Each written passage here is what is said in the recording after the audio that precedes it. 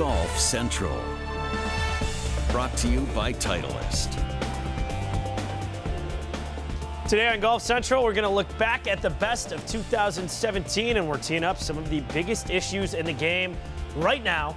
And we're staring down the future, what to look for in the world of golf in 2018. It is past, present, and future. Welcome into Golf Central. I'm George Savarikis with Golf Channel contributors Jeff Shackelford and Matt Adams going toe-to-toe for the next half hour. Guys, let's get it going. First question, we're going to start with the past, the best of 2017.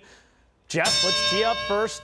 What was the best performance of 2017? So much to pick from, George. Just really impossible to whittle it down. So I'm going to go selfishly to Riviera in the 2017 U.S. Amateur, not the Genesis Open when just Dustin Johnson won. But however, the match between Doc Redman and Doug Gim, they went 37 holes. They finished the U.S. Amateur on Riviera's 10th hole. They went back and forth. They made some of the longest putts I've ever seen two players make in a match. Redman, of course, eagles 17, birdies the legendary 18th hole to win, to get the match to extra holes. And it was just really a special moment for amateur golf, and it was one that a lot of people saw. And being at Riviera, it just was a great, great week for amateur golf. And for these young players, there's just more on the way. Get ready.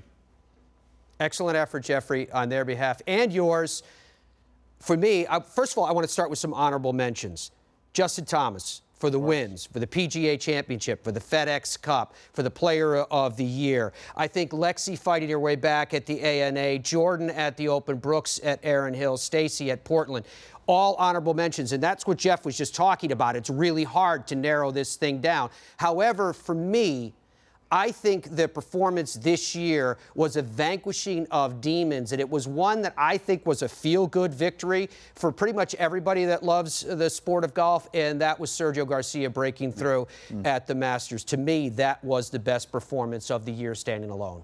I like it, guys. We're all over the place. Matt gives me 7. Jeff goes with an amateur event, not a pro. So a little curveball out of the gates, which I dig. So let's go to biggest surprise, gentlemen.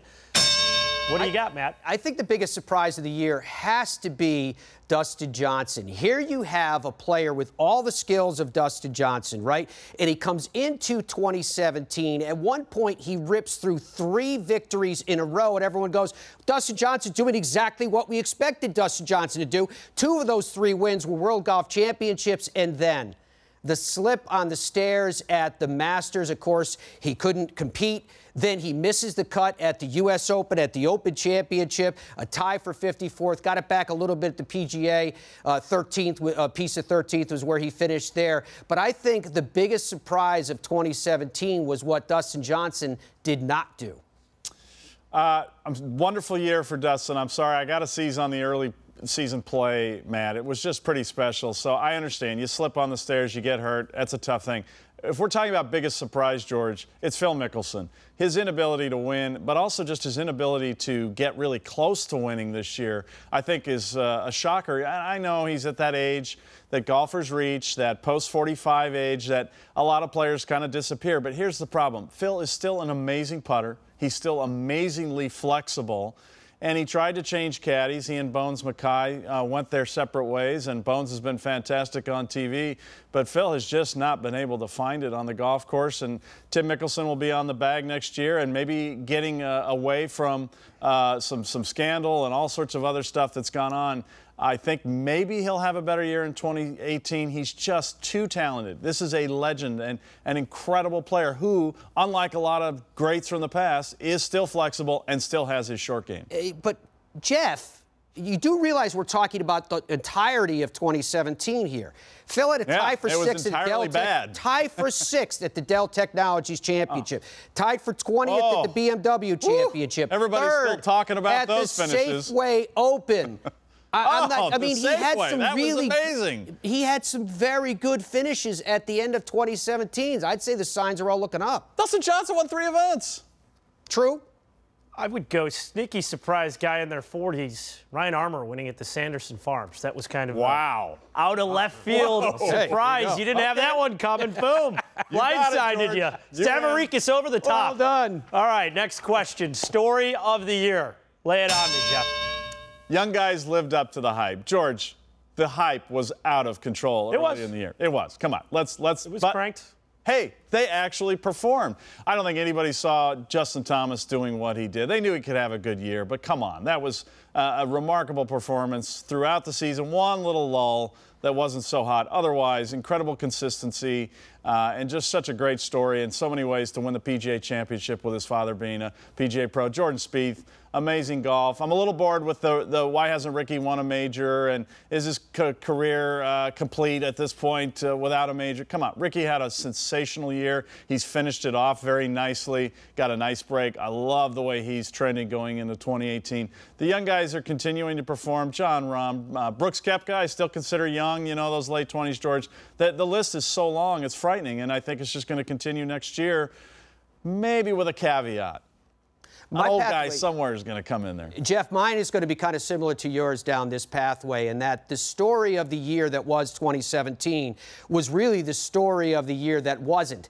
Every year, especially in media circles, we come in thinking we're going to pre-write the story, and then the story ends up writing it all by itself. When we came into 2017, everybody expected Dustin Johnson to dominate. Everybody expected that Rory would at least contend for a career Grand Slam at the Masters. We thought we'd see a rebound for Jordan Spieth. In a lot of ways, we actually did. But as Jeff was just talking about, nobody really saw Justin Thomas coming out and doing exactly what he did. And we saw this emergence of these young players. We did see some veterans as well that got into the mix. So I think the story of the year for 2017 was the fact that the story was written all by itself. It didn't come from us. All right, guys, good stuff. Let's go to the finale for this segment. Matt, go get me the shot of the year. The shot of the year for me, and again, this is kind of like Jeff was saying earlier, there are so many choices that you could make for shot of the year, but I think again, this goes back to what I just started at the start of this segment. I think it has to be Sergio Garcia at the 15th at Augusta National. It was such an inspiring victory. We wait so long for the year's first major. Everybody was so fired up, and to have a player come through in this sense of deliverance that we had at Augusta, in the sense that it was such a great battle right down the line between him and Rose, that to me was the shot that I will always remember. Yeah, sensational performance. I think the Open Championship, though, Matt, for me will be the event that we look back on for years to come. And obviously everybody will think of Jordan Spieth's struggle on the 13th hole, and then obviously the great finish, especially the eagle on 15.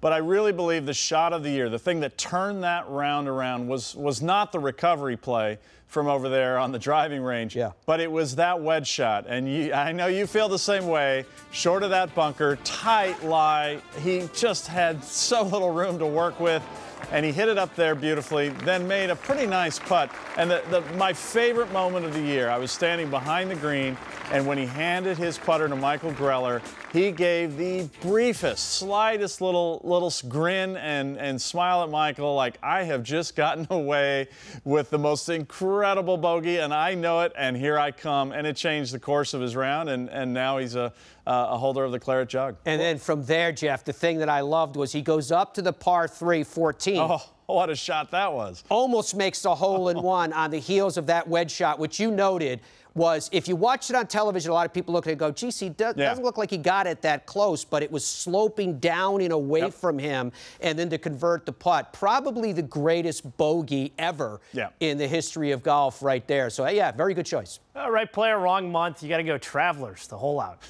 Yeah, but I like it. Was that really a chest bump, or was that kind of a shoulder chest? Dropped it. Yeah, all right. It's Golf Central rolls on right now, Tuesday, December 12th. We're looking at the biggest storylines in the game. That's coming your way right after this short break. Golf Central is brought to you by the Volkey Design SM6 wedges, progressive design, precision performance. Grip Confidence, Grip Golf Pride.